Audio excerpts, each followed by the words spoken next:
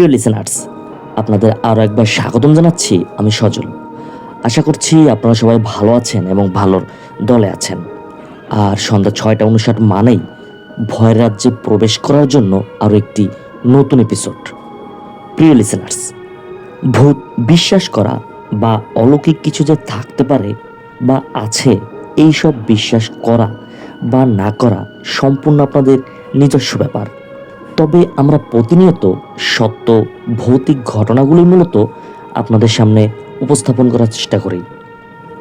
আর আপনারা যারা দেশ ও দেশের বাইরে থেকে আমাদের এই ঘটনাগুলো শোনেন, আপনাদের সবার কাছে অনুরোধ থাকবে অবশ্যই আপনারা ঘটনা শোনার সাথে সাথে সেই সব ঘটনাগুলো অনুভব করার চেষ্টা করবেন এবং আমাদের এই ছোট্ট চ্যানেলটি সাবস্ক্রাইব করে রাখবেন। চলুন দেরি না করে শুরু করি আমাদের আজকের এপিসোড। আপনাদের সবাইকে স্বাগতম অলৌকিক জগতে। প্রিয় লিসেনার্স, আপনারা গত পর্বে শুনেছিলেন রহিম মিয়ার পাঠানো একটি ঘটনা। এই ঘটনাটি মূলত রহিম মিয়ার যিনি চাচা ছিলেন হাফিজ মিয়া, তার সাথে ঘটেছিল। এই ঘটনাটি ঘটেছিল সুদূর আফ্রিকার ঈদ এমজাদি নামক একটি গ্রামে। এই ভয়ানক ঘটনার প্রথম এবং দ্বিতীয় পর্ব আমি ইতিমধ্যে আমাদের চ্যানেলে প্রচার করেছি। আপনারা যারা এখনো ঘটনাটি শোনেননি, তারা অবশ্যই ঘটনা দুটি শুনে নেবেন। প্রিয় লিসেনার্স, আজকে আমি আপনাদের শোনাবো ইমাম সাহেবের ভয়ঙ্কর মৃত্যুর পর হাফিজ মিয়ার শেষ পরিণতি আসলে কি হয়েছিল। হাফিজ মিয়া আফ্রিকার ঈদ এমজাদি নামক একটি গ্রামে বুরু নামক এক কালো জাদুর শিকার হয়েছিলেন। এরপর থেকেই তার জীবনে নানান ধরনের ভয়ের ঘটনা ঘটে। এই ঘটনার এক পর্যায়ে হাফিজ মিয়া তার নিজ গ্রাম মানিকগঞ্জে ফিরে আসেন। তার ওই গ্রামের একজন নামকরা কবিরাজ ছিলেন, তার নাম মঈনুদ্দিন কবিরাজ। এই মঈনুদ্দিন কবিরাজ নতুন করে হাফিজ মিয়ার চিকিৎসা শুরু করেন এবং এই চিকিৎসা শুরু করার মধ্যেই ইমাম সাহেবের ভয়ঙ্কর মৃত্যুর খবর তাদের কাছে আসে। এখান থেকেই মূলত আজকের ঘটনা শুরু। এই মঈনুদ্দিন কবিরাজ যখন ইমাম সাহেবের মৃত্যু সংবাদ এবং হাফিজ মিয়ার সাথে ঘটে যাওয়া সব ঘটনাগুলো শোনেন, তিনি খুবই চিন্তিত হয়ে পড়েন যে কোন পদ্ধতিতে তিনি আসলে হাফিজ মিয়ার চিকিৎসা করবেন। প্রথম অবস্থায় তিনি হাফিজ মিয়ার বাড়িটা বন্ধ করে দেন। বাড়ির চারদিকে সে কয়েকজন হুজুর নিয়ে আজান দিয়ে কিছু দোয়া পড়েন এবং মাটির 4টি ঢাকনা বেঁধে দিয়ে যান। মাটির ঢাকনা বলতে আমরা যে রান্নার হাঁড়ি পাতিলে ঢাকনা ব্যবহার করি সেটা, তবে সেটা মাটির তৈরি। এই ঢাকনার সাথে হাফিজ মিয়ার 4 হাত পায়ে 4টি তাবিজ পরিয়ে দেন তিনি। এই মঈনুদ্দিন কবিরাজ একটা বিষয় নিয়ে নিশ্চিত ছিলেন, যখন হাফিজ মিয়া আফ্রিকাতে ছিল তখন যে সেই মেয়ের কবর খুঁড়ে তিনি পচা লাশের সাথে শুয়ে থাকতেন, সেটা হয়তো আর হবে না, কারণ ওই মেয়েটির কবর ছিল তো আফ্রিকাতে। কিন্তু সেদিন রাত থেকেই একটা বিষয় সবাই লক্ষ্য করেন, একটা পচা মাংসের গন্ধ তারা পেতে লাগলেন। হাফিজ মিয়া হাত পা নাড়াচাড়ার মতো ক্ষমতা ছিল না, তিনি কথা বলতে পারতেন। রাতের বেলা তার পাশে হাফিজ মিয়ার বাতিজা যিনি ছিলেন, মানে রহিম মিয়া, তিনি হাফিজ মিয়ার সাথে ঘুমাতেন। একদিন হঠাৎ রহিম মিয়া টের পেলেন ঘুমের মধ্যেই হাফিজ মিয়া ভয়ঙ্কর চিৎকার দিয়ে ওঠেন। সবাই যখন তার চিৎকার শুনে দৌড়ে আসেন, হাফিজ মিয়া বলেন, আমাকে নিয়ে যাবে, 3টি ঘোড়া আমাকে নিতে এসেছে। হাফিজ মিয়া রোজ রাতেই ভয়ানক সব স্বপ্ন দেখতে শুরু করেন। হাফিজ মিয়া দেখেন কয়েকজন মানুষ যাদের মাথা ছিল আগুনে পোড়ানো কয়লার মতো, তারা হাফিজ মিয়ার শরীর থেকে খামচে খামচে মাংস খাচ্ছে এবং অদ্ভুত বিষয়, স্বপ্নের মধ্যেই তিনি ব্যথাও পাচ্ছিলেন, যদিও বা তিনি এইসব স্বপ্নই দেখছিলেন, কিন্তু এর কষ্ট, এর ব্যথা তিনি অনুভব করতে পারছিলেন। এভাবে কয়েকদিন চলে যায়। এর মাঝেই মঈনুদ্দিন কবিরাজ তার লোকজন নিয়ে হাফিজ মিয়াদের বাড়িতে আসেন। ওই দিন ছিল ভরা পূর্ণিমার রাত। উঠোনে মঈনুদ্দিন কবিরাজ আসন বসান। আসন পেতে হাফিজ মিয়াকে ধরাধরি করে সেখানে নিয়ে বসানো হয়। কবির সাহেব এবং তার লোকজন হাত ধরাধরি করে গোল হয়ে বসেন এবং তাদের মাঝখানে হাফিজ মিয়াকে রাখা হয়। তারা তাদের মতো করে কিছু মন্ত্র বা আমল করতে থাকেন।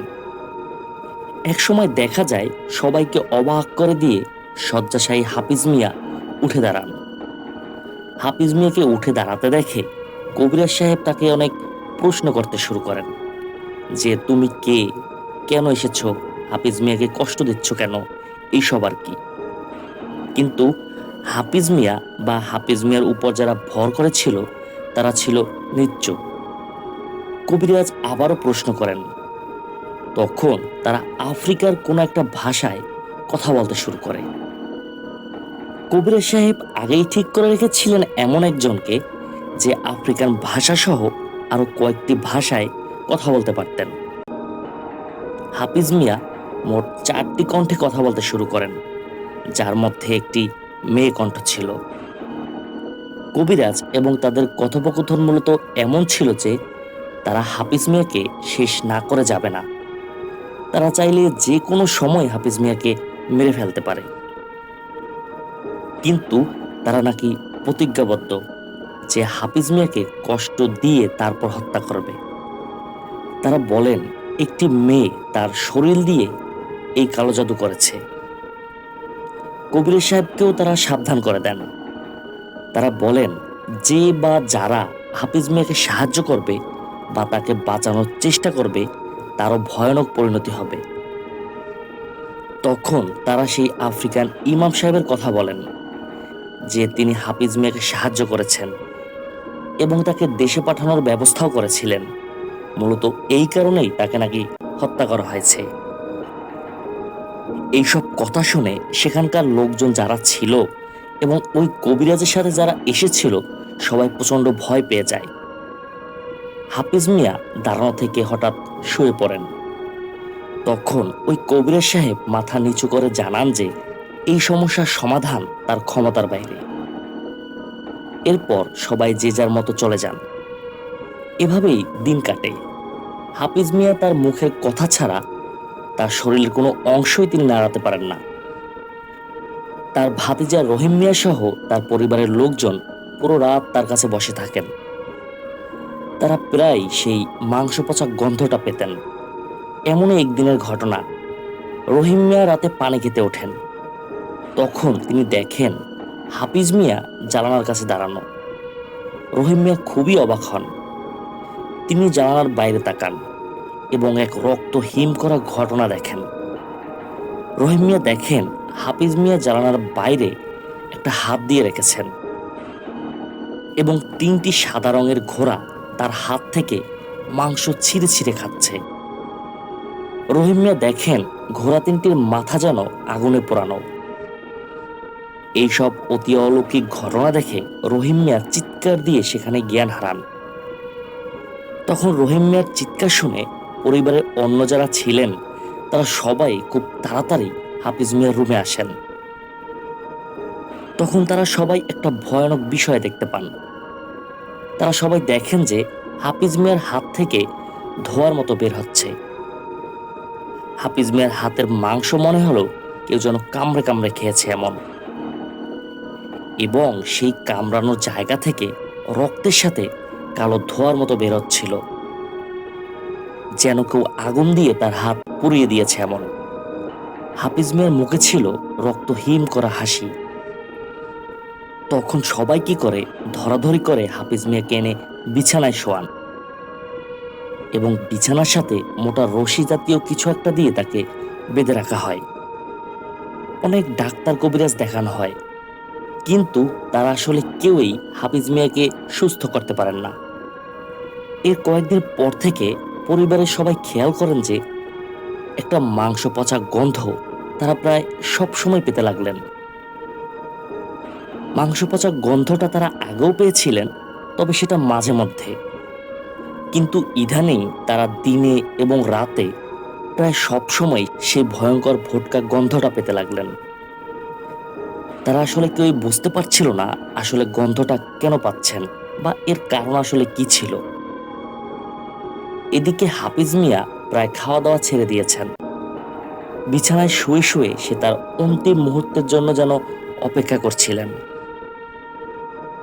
এমন একদিন রহিম মিয়া বুঝতে পারলেন যে এই ভয়ঙ্কর পচা গন্ধটা মূলত হাফিজ মিয়ার শরীর থেকে আসে। তখন পরিবারের সবাই দেখতে পান হাফিজ মিয়ার পেছন সাইড, মানে তার পিঠের দিকে শরীরের মাংস যেন পচে গলে গিয়েছে। প্রিয় লিসেনার্স, একবার ভাবুন, একজন জীবিত মানুষের শরীরের মাংস পচে যাচ্ছে, কতটা কষ্ট তিনি পেয়েছিলেন। তার শরীর থেকে এত পরিমাণ গন্ধ বের হচ্ছিল যে তার ঘরে যেন কেউ থাকতেই পারতেন না। এমন একদিন সকালে সবাই দেখলেন হাফিজ মিয়া তার ঘরে নেই। প্রিয় লিসেনার্স, এখানে একটা বিষয় বলে রাখা ভালো, যখন হাফিজ মিয়ার শরীর থেকে গন্ধ বের হতো তখন থেকে রাতে তার সাথে কেউ থাকতো না। তার ঘরের দরজা বাইরে থেকে তালা বন্ধ করে রাখা হতো। তো একদিন সকালে তার পরিবারের লোকজন যখন ওই ঘরের তালাটা খোলেন এবং হাফিজ মিয়ার ঘরে ঢুকলেন, তারা দেখলেন হাফিজ মিয়ার বিছানা খালি, তার ঘরে কেউ নেই। পরিবারের লোকজন খুবই অবাক হয়ে যান, দরজা বাইরে থেকে বন্ধ, তাহলে সে বাইরে গেল কিভাবে? আবার হাফিজ মিয়ার হাঁটা চলার ক্ষমতাও তো ছিল না। তো যাই হোক, তারা চারদিকে খোঁজাখুঁজি শুরু করে দেন, কিন্তু কোথাও আর হাফিজ মিয়াকে খুঁজে পাওয়া যায় না। ওই দিনটা সারাদিন তারা খোঁজাখুঁজি করেন। এর একদিন পর পাশের গ্রাম থেকে তাদের কাছে একটা খবর আসে। তারা সেখানে যান। তারা দেখেন যে একটা পুরনো কবরস্থানে একটা কবরের পাশে একটা লাশ পড়ে আছে। তারা লাশের শরীর দেখেই বুঝতে পারেন যে এটা হাফিজ মিয়ার লাশ। ওখানকার সবাই তখন একটা হৃদয় বিদারক ঘটনা দেখেন। হাফিজ মিয়ার পুরো শরীরের মাংস যেন কেউ বা কারা খুবলে খুবলে নিয়েছে। এবং সবচেয়ে ভয়ঙ্কর বিষয় হলো হাফিজ মিয়ার লাশের সাথে তার মাথা ছিল না। হাফিজ মিয়ার মাথাবিহীন লাশটা পড়ে ছিল কবরস্থানে ঢোকার গেটের পাশেই একটা পুরনো কবরের উপরে। এরপর হাফিজ মিয়ার পরিবারের লোকজন লাশের মাথা অনেক খোঁজাখুঁজি করেও আর খুঁজে পায়নি। হাফিজ মিয়াকে দাফন করাও হয় মাথাবিহীন অবস্থায়। মানিকগঞ্জের সেই গ্রামের মানুষ এখনো হাফিজ মিয়ার কবরকে বলে মাথা ছাড়া কবর। প্রিয় লিসেনার্স, কালো জাদু যে কতটা মারাত্মক হতে পারে তার চাক্ষুষ প্রমাণ হাফিজ মিয়া। মহান আল্লাহ তাআলা যেন হাফিজ মিয়াকে জান্নাতবাসী করে। আর আমরা, আপনারা যেন কখনো এই ধরনের কালো জাদুর প্র্যাকটিস না করি। প্রিয় লিসেনার্স, আপনারা শুনলেন আফ্রিকান বুড়ো কালো জাদুর একটা ঘটনা, যেটা সুদূর আফ্রিকার ঈদ এমজাদি নামক গ্রাম থেকে শুরু হয় বাংলাদেশের মানিকগঞ্জে এসে শেষ হয়েছে। জানি না 3 পর্বের এই ঘটনাটি আপনাদের কতটুকু ভালো লেগেছে। যদি আপনাদের সামান্যতম ভালো লাগে, এতেই আমার সার্থকতা। প্রিয় লিসেনার্স, আপনাদের সবাইকে আমি আরো একবার ধন্যবাদ দিচ্ছি আমাদের এই ছোট্ট চ্যানেল থেকে ঘটনা শোনার জন্য। আপনাদের সাথে থাকলে আমরা আরো ভালো ভালো সত্য ঘটনা নিয়ে রেগুলার আপনাদের মাঝে হাজির হব। আর অবশ্যই আপনারা আপনাদের মূল্যবান মতামত আমাকে জানাবেন। প্রিয় লিসেনার্স, এই ছিল আমাদের আজকের এপিসোড। মহান সৃষ্টিকর্তার নিকট ফরিয়াদ থাকবে এই ধরনের অলৌকিক ঘটনা থেকে তিনি যেন আমাদের হেফাজত করেন। আর আপনারা যারা আপনাদের জীবনে ঘটে যাওয়া কোনো ঘটনা অথবা আপনার জানা কোনো সত্য ঘটনা আমাদের পাঠাতে চান, তারা ঘটনা লিখে অথবা রেকর্ডিং করে পাঠিয়ে দিন আমাদের হোয়াটসঅ্যাপ নাম্বারে। এই ভিডিওর নিচে আমাদের হোয়াটসঅ্যাপ নাম্বার দেওয়া আছে। আর আপনাদের সবার কাছে অনুরোধ থাকবে আমাদের এই ছোট্ট চ্যানেলটি সাবস্ক্রাইব করার জন্য। ইনশাল্লাহ পরবর্তী ঘটনা নিয়ে আপনাদের মাঝে হাজির হব খুব তাড়াতাড়ি। সেই পর্যন্ত সবাই ভালো থাকুন, সুস্থ থাকুন। আসসালামু আলাইকুম।